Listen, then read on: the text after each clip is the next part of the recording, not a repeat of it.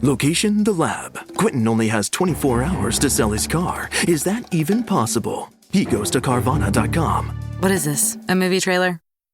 He ignores the doubters, enters his license plate. Wow, that's a great offer. The car is sold, but will Carvana pick it up in time for... They'll literally pick it up tomorrow morning. Done with the dramatics? Car selling in record time. Save your time. Go to Carvana.com and sell your car today. Pickup fees may apply.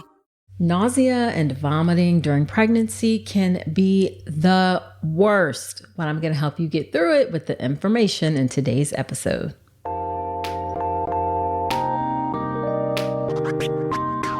Welcome to the All About Pregnancy and Birth podcast. If you're having a baby in the hospital, you are giving birth in a system that too often takes away power from women over what happens in their own bodies. I'm Dr. Nicole Calloway Rankins, a practicing board-certified OBGYN who's had the privilege of helping well over 1,000 babies into this world. I've been a doctor for over 20 years, and I'm here to help you take back your power, advocate for yourself, and have the beautiful pregnancy and birth that you deserve. This podcast is for educational purposes only, and it's not a substitute for medical advice. Check out the full disclaimer at drnicolerankins.com/disclaimer. Now let's get to it. Hey there, before we dive into the episode, the Birth with Power Pathway launches in May. And if you're getting ready for your hospital birth, you don't want to miss it. It's the updated version of my online birth course designed to get you calm, confident, and empowered. Hop on my email list now at drnicolerankins.com/email to be the first to know when it's live. Hello there. Welcome to another episode of the podcast. This is episode number 279. Whether it is your first time listening or you have listened before, I am so glad you're spending some time with me today. So let me start off by sharing a quick story. It was a beautiful sunny day, and I was sitting at my desk at work, and I was getting ready to open up the computer, get some work done. I had these awesome, huge windows in my office at work, and I was looking forward to finally accomplishing some tasks while enjoying the beautiful sunny view. Well, then it hit me. I had to throw up right now. I was about 10 weeks pregnant at the time with our second child, and thankfully there was a bathroom right across the hall from my office. So I stood up, ran, made a beeline for the bathroom, and I made it to the bathroom. However, unfortunately, I did not make it to the toilet. As soon as I hit the bathroom door, what seemed like everything that I have ever eaten in my entire life came spewing out of my mouth. And before I knew it, vomit was on 3 walls. Yes, 3 walls of the bathroom. None of it had landed in the toilet. I felt so bad. It was one of those little single bathrooms that I had literally thrown up everywhere. The cleaning lady came and I was like, I'm so sorry. I'm so sorry. And she said, just go sit down, please, and just drink some water. So I hope you can't relate to this story. I would not wish that feeling on anyone, but based on how common nausea and vomiting is during pregnancy, it can affect anywhere from 50 to 80% of pregnant women. Chances are you can relate to some part of that story. And today what I'm going to do is help you understand what you can expect with nausea and vomiting during pregnancy and give you some options to help. So you'll learn about what causes nausea and vomiting in pregnancy. Actually, we're not entirely sure what it is, what to expect in terms of the course of nausea and vomiting during pregnancy, and then some treatment options, including non-medication options, and then medications options, and then one option that's becoming a little more popular, but is actually unsafe. So we'll talk about that too. Now, before we get into this episode, I want to do a listener shout out. This is from Hellface Killer. I love that name, by the way. And the title of the review says, so incredibly helpful. And the review, which was left in Apple Podcast, says, I just listened to the episode about cesarean birth. I have vasoprevia and I'll be having a C-section in about 8 weeks. I'm so grateful I found this podcast, which walked me through the entire procedure carefully with matter-of-fact language. I feel so much more prepared and no longer afraid. Thank you so much. Well, you are so welcome, and I'm glad you found the information helpful. Now, if you want a step-by-step way to get walked through a vaginal birth, then do check out the birth preparation course. The birth preparation course is my signature online childbirth education class that will get you calm, confident, and empowered to have a beautiful birth with a focus especially on having a beautiful hospital birth. I've had thousands of women go through the course and find it so helpful. You can check out all the details at drnicolerankins.com/enroll. And if you use the code Dr. Nicole, you will get an additional discount. Okay, let's get into the conversation about nausea and vomiting in pregnancy. So the first thing I want to say to get this out of the way, because sometimes people get really worried about this. If you don't have nausea and vomiting, then that doesn't mean that anything is wrong. In fact, at least 20% of women will not have any nausea and vomiting. So if you never have nausea and vomiting, does not mean that anything is wrong. However, if you had nausea and vomiting and then it suddenly abruptly stops, especially in those early weeks of pregnancy, like around 5, 6, 7, 8 weeks, then that is a possible sign of miscarriage. And that is because a decrease in symptoms can happen because of a decrease in the pregnancy hormone level HCG. So if you have a sudden decrease in nausea and vomiting, it's not unreasonable to check in with your doctor.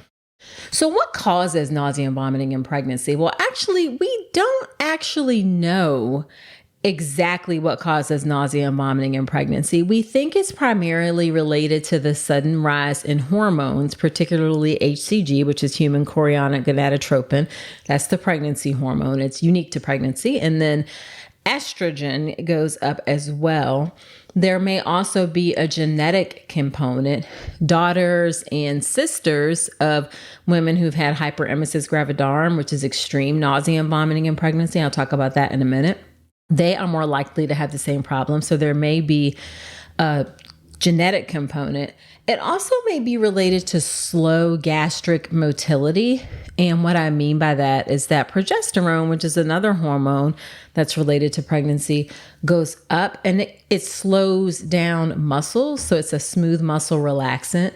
So it may make it that things empty slower in your stomach, and that can contribute to nausea and vomiting during pregnancy.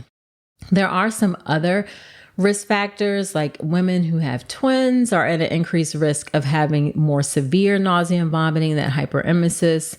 If you are carrying a girl fetus, so if you have a female, if you're carrying a baby girl, then you are at an increased risk. We don't know why. Also, if you have a history of having motion sickness, if you have a history of migraines, if you have a history of having nausea and vomiting in a previous pregnancy, then naturally that's also going to increase your risk of having it in another pregnancy.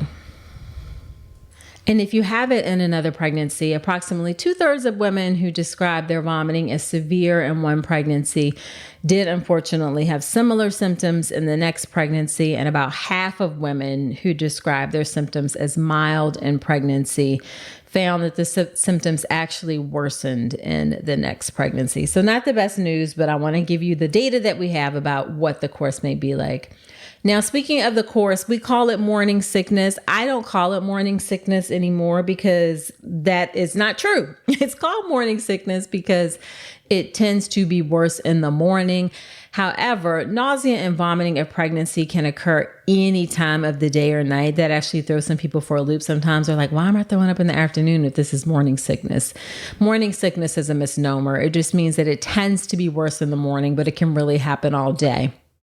And as far as how long it happens, the summary is that it generally starts early and it ends fairly early. So it almost always begins around 5 or 6 weeks gestation, so pretty early. It tends to peak and get its worst about 9 weeks. And for most women, it will have completely resolved by around 16 weeks. Now, for about 15% of women, unfortunately, it will continue into the third trimester. For about 5% of women, it will continue all the way up until birth.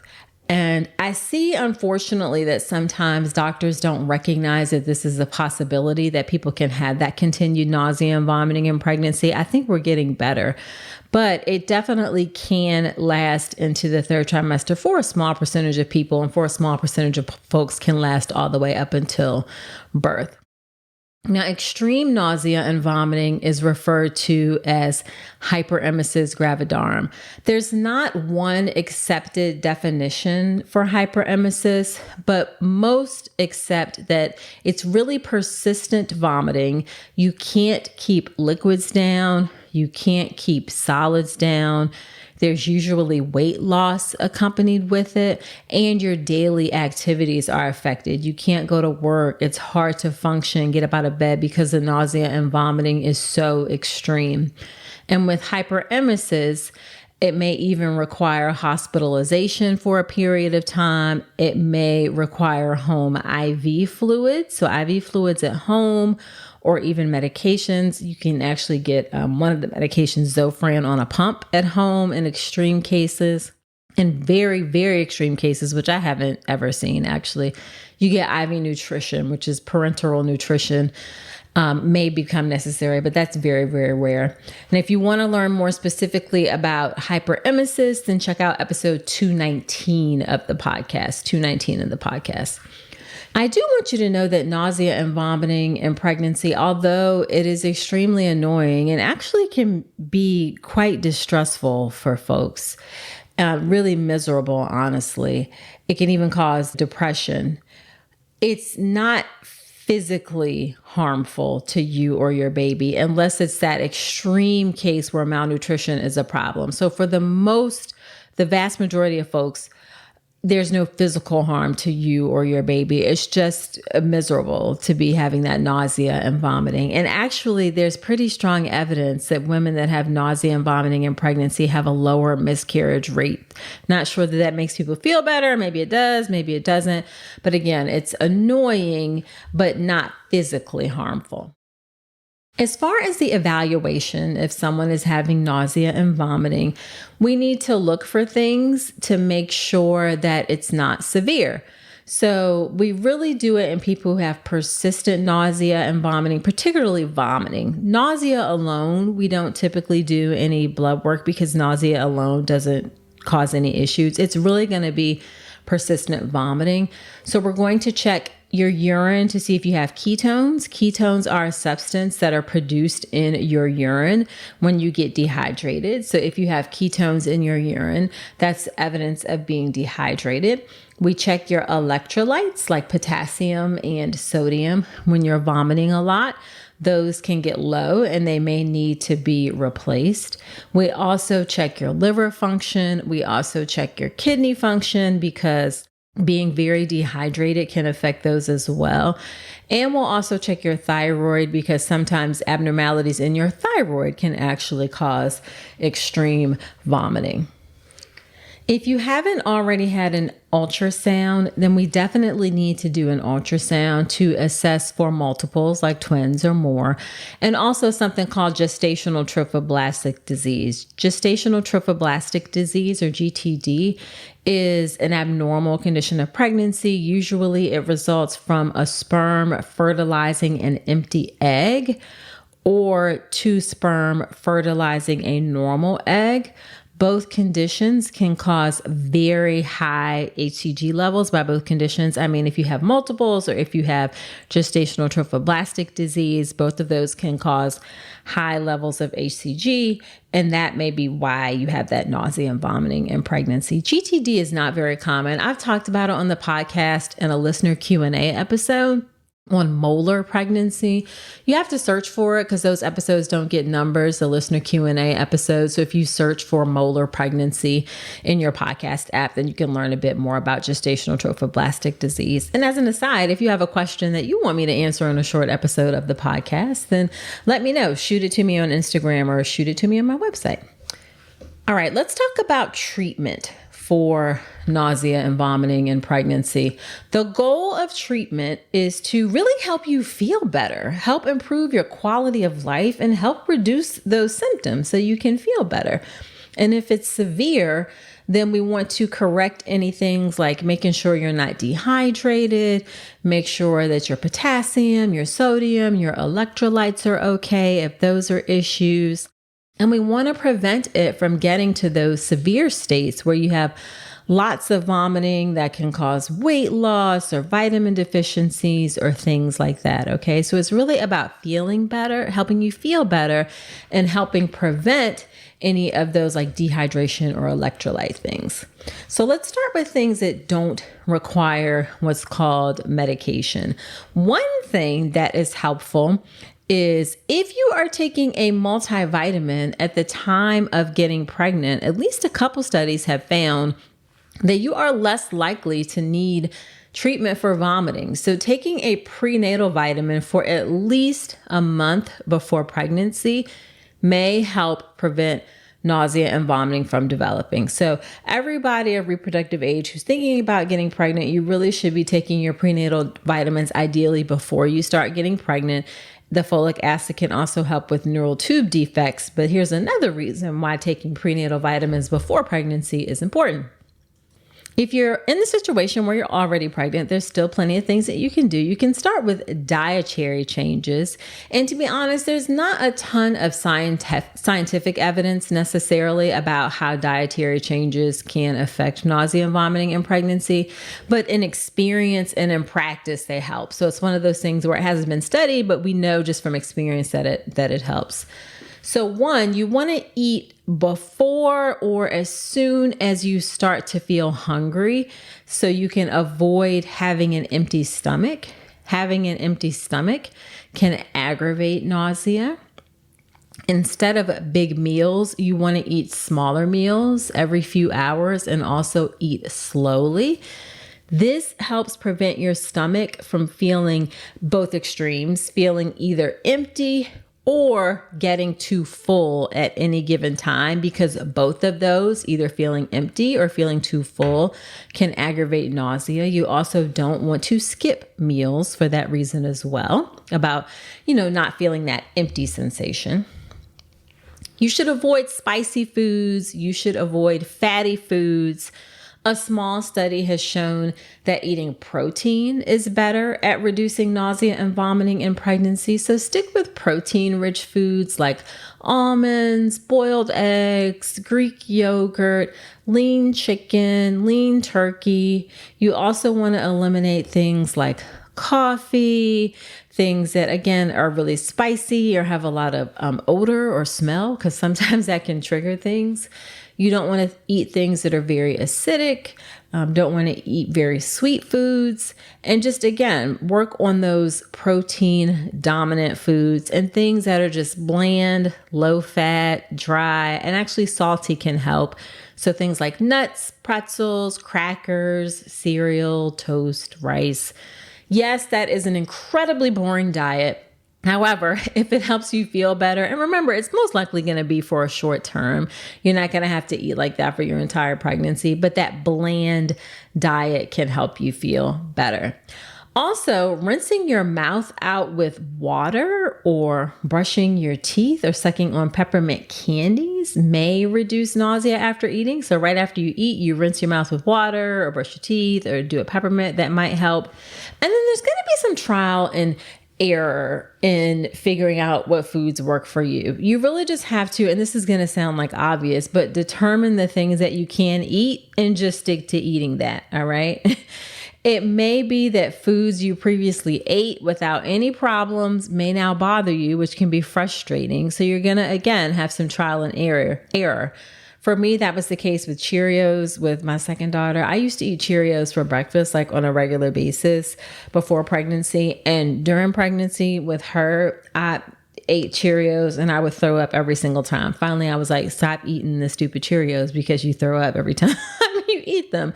So there's going to be some trial and error, but just determine what you can eat and then eat that.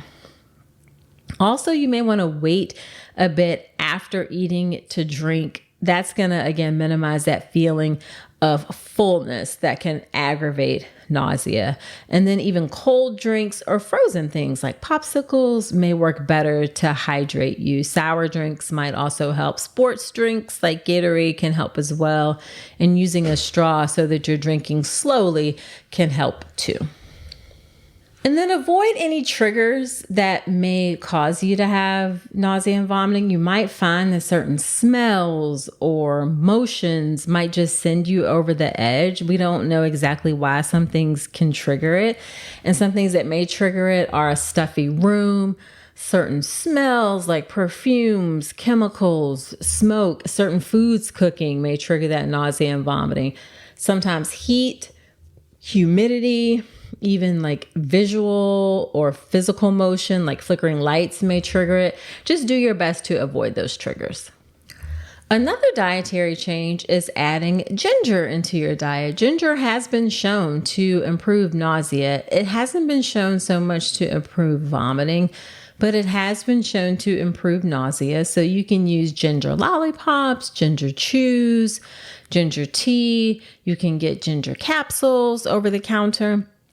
Ginger ale is fine, either with or without bubbles. For some people, the carbonation helps. For some people, the carbonation hurts. So you can either like drink straight ginger ale, or if the bubbles bother you, just open it and let it go a little flat before you drink it. And then finally, in terms of things that aren't medication, is acupuncture or acupressure. Acupressure wristbands worn on the wrist at the P6 point may help with nausea and vomiting in pregnancy. Results of research studies are conflicting, but it's really low risk, so it's reasonable to give it a try. And the P6 acupressure point is located on the inner forearm. You can locate it by placing 3 fingers on of your opposite hand, so like your index, middle finger, your ring finger. So those 3 fingers just below the crease of your wrist on the inner side of your forearm. And the P6 point is located in between the 2 tendons you feel in the center of your wrist, okay? And you can apply gentle pressure with your thumb and forefinger in that spot for 1 to 2 minutes using like a circular motion or steady pressure. Or you can just get an acupressure wristband off of Amazon, okay? Those are called C-bands, motion sickness bands. They might not be called acupressure. Google motion sickness bands. They are cheap, easily available, and they're designed to target that P6 point. They provide constant, gentle pressure to help alleviate nausea.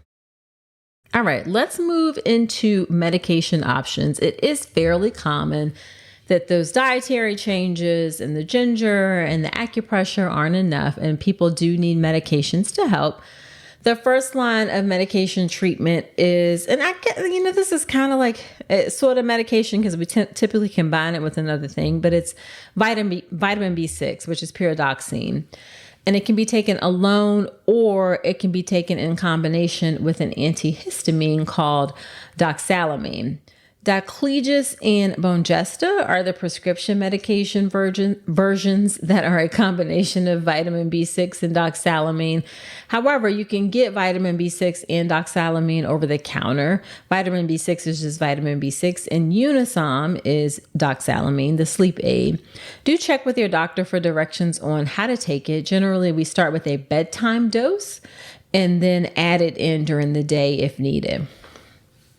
Now, if symptoms persist beyond the vitamin B6 and doxalamine, then we like to add medications or replace medications. Generally, we're going to add on top of things. And the way we make that decision is if something is helping some, then keep taking it. So even if the nausea and vomiting isn't completely gone, but that medicine is helping some, then continue it and add something else.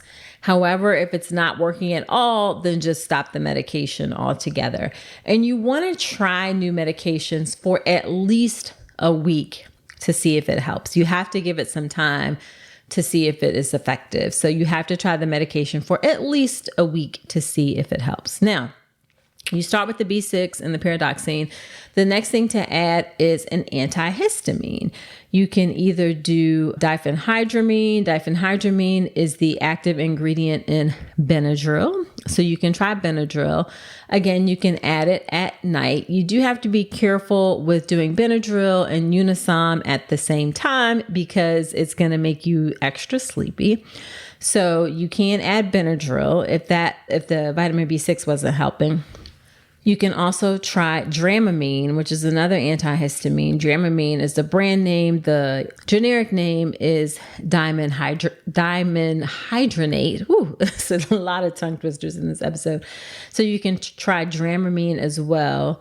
Also be careful with taking Unisom and Dramamine to make sure that you're not taking too much so you don't get overly sleepy. All right. So you can try those antihistamines.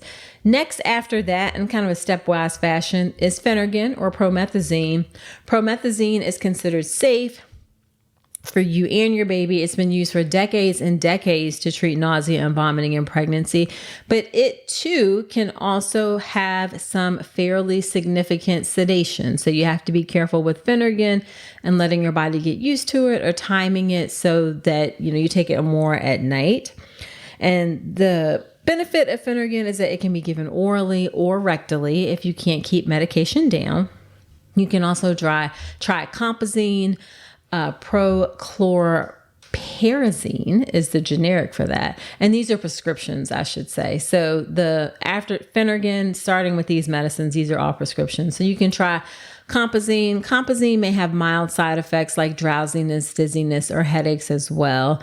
And then Reglan, which is a motility agent. It helps things move faster. Reglan is a prescription. The generic is metoclopramide.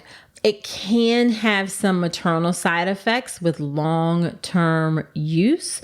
In rare cases, it can cause movement disorders in women who take it, but it doesn't appear to increase risk for your baby. So that's not one we use commonly or for a long time. Like that's not something you can take for the duration of your pregnancy. You can only do it for a short period of time. And then there is Zofran. Zofran is ondansetron. And the benefit of Zofran is that it doesn't cause sedation, so that's good. However, it does have some side effects like headache, fatigue, drowsiness, and particularly just drowsiness, not like really, really sleepy, just feeling a little bit sleepy. But sometimes the constipation can be terrible with Zofran, so you may need to take a stool softener to help if you have constipation while taking Zofran. And then the other risk of Zofran is that there is a small increased risk of congenital anomalies, including cleft lip and palate and heart malformations. That risk is most pronounced in the first trimester. And just to give you an idea, it's just a small increased risk. So if you're taking Zofran, there are about 10 cases per 100,000 births of cleft lip and palate if you're not taking Zofran, there are 10 cases per 10,000 births. If you are taking Zofran, that goes up to 12 to 13 cases per 10,000 births. So a tiny increased risk of cleft lip and palate and similar risk for heart malformations, about 10 cases per 1,000 births or 12 to 13 cases per 1,000 births with Zofran. All right, so a tiny bit of an increased risk.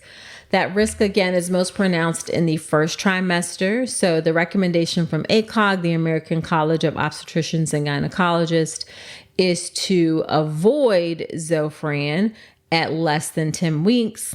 If nothing else is working and someone needs Zofran under 10 weeks, then just have a discussion about the risk and benefits. But it is certainly not a first-line medication for nausea and vomiting in pregnancy. Now, in addition to those medicines, the B6, the Unisum, the Phenergan, Compazine, the Zofran.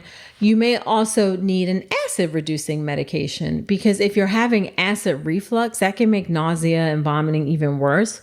So you may also need to add Tums, or Pepcid may be helpful as well to reduce the amount of acid. Now, one thing that's really important to remember is when you're taking these medications, you really want to take them on a regular, scheduled basis. At a minimum, you want to take them as soon as you experience a hint of symptoms. Do not wait until it gets really bad. Don't try to hold off and, not take it and wait until it gets really bad, because then it's really hard to try and catch up. So you want to try and get ahead and stay ahead of the nausea and vomiting by staying on the medication on a regular basis. Now, that brings up the question, well, how do I know when to stop the medication? So what you do is you just kind of slowly back down. Go longer and longer between taking the medications. Just kind of space it out until you figure out that, hey, I don't need to take the medications anymore. But don't wait until it gets so bad that you're trying to play catch up. That's not in a good spot to be in. Now, last thing I want to say is about when to go to the hospital if you have severe nausea and vomiting in pregnancy. So when you need to go to the hospital is when you cannot keep anything down. No food, no liquids for more than 12 hours. At that point, you're at an increased risk of having dehydration. You're probably going to need some IV fluids. So if you're like more than 12 hours, and also if you're starting not to feel well, if you're dizzy, you stand up and you feel dizzy, if your heart is really, really racing, if you're not using the bathroom as much, those are also reasons to go to the hospital and get checked out.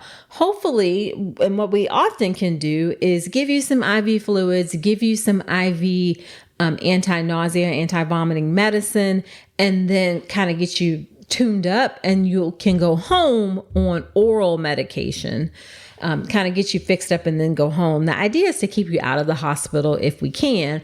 However, if that doesn't work, if you don't feel better after the IV medications, then you may need to be admitted to the hospital for ongoing treatment for a few days in order to get electrolytes together, in order to find a combination of medicines that work so that you can then go home with a regimen that helps you feel better.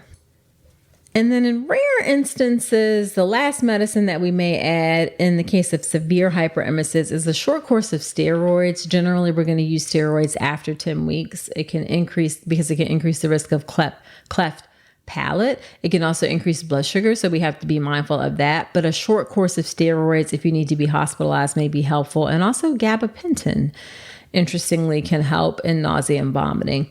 So I say all that to say that we have lots of options and things that we can try to help with nausea and vomiting. It's just a matter of trying different things, adding different things, figuring out what works, and really taking it seriously so that we can find something that helps you feel better. Because most of the time we can find something that does help you feel better and minimize those symptoms. Now, the last thing I want to say is something that is unsafe for nausea and vomiting, and that is cannabis, marijuana, or weed.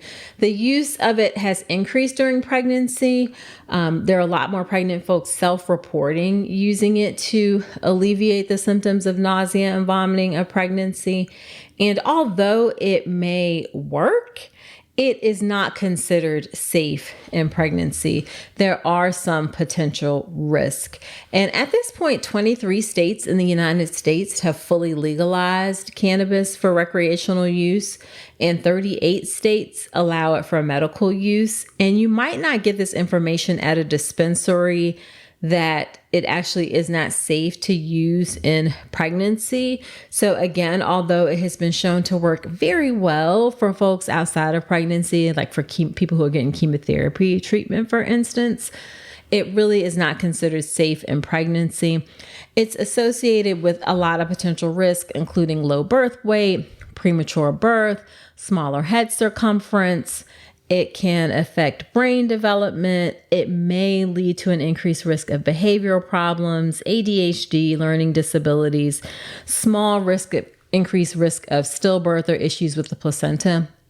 So it really is best to avoid cannabis during pregnancy, even though it can be effective with nausea and vomiting.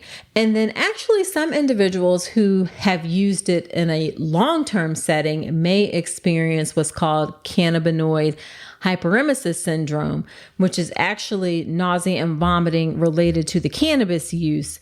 And that can actually make nausea and vomiting in pregnancy worse. Okay. All right. So just to recap, nausea and vomiting in pregnancy, we think is caused by an increase in the hormones, particularly HCG and estrogen. For most people, it's going to start early, like around 5 to 6 weeks, and end early by 16 weeks. But for a small percentage, it will last into the third trimester or even up until delivery. As far as treatment options, you can try dietary changes, acupressure, ginger. You can do vitamin B6 and pyridoxine. You can do doxalamine, which is Unisom, and then add Phenergan, Compazine, Zofran, in extreme cases, steroids or gabapentin. Do not use cannabis in pregnancy to treat nausea and vomiting. It's not considered safe. And if it is persistent nausea and vomiting, you can't keep anything down for a period of 12 hours, then go ahead into the hospital to get checked. I forgot to say that if you can keep fluids down, then generally you don't need to go to the hospital. Babies are kind of like parasites in a way, and they'll suck all the things that they need from you in order to continue growing. So if you can keep fluids down, then you don't necessarily need to go to the hospital. You can make an appointment with your doctor to get seen and get your medications adjusted. But it's really when you can't keep any fluids down that risk of dehydration goes up. Okay, so there you have it. Please share this podcast with a friend. Also subscribe to the podcast in Apple Podcast or wherever you're listening to me right now. And do leave me a review in Apple Podcast. I'd love to hear what you think about the show. And I do shout outs from those reviews from time to time. Do check out the birth preparation course, my signature online childbirth education class that will get you calm, confident, and empowered to have a beautiful birth. Use the code Dr. Nicole, get an additional 10% off. Check it out, drnicolerankins.com/enroll. So that is it for this episode. Do come on back next week and remember that you deserve a beautiful pregnancy and birth.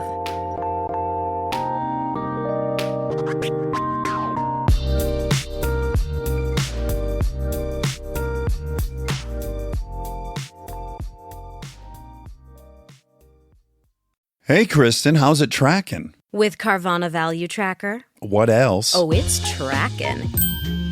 In fact, Value Surge Alert trucks up 2.5%. Vans down 1.7%. Just as predicted. Mm-hmm. So, we gonna... I don't know. Could sell, could hold. The power to always know our car's worth. Exhilarating, isn't it? Tracking. Always know your car's worth with Carvana Value Tracker.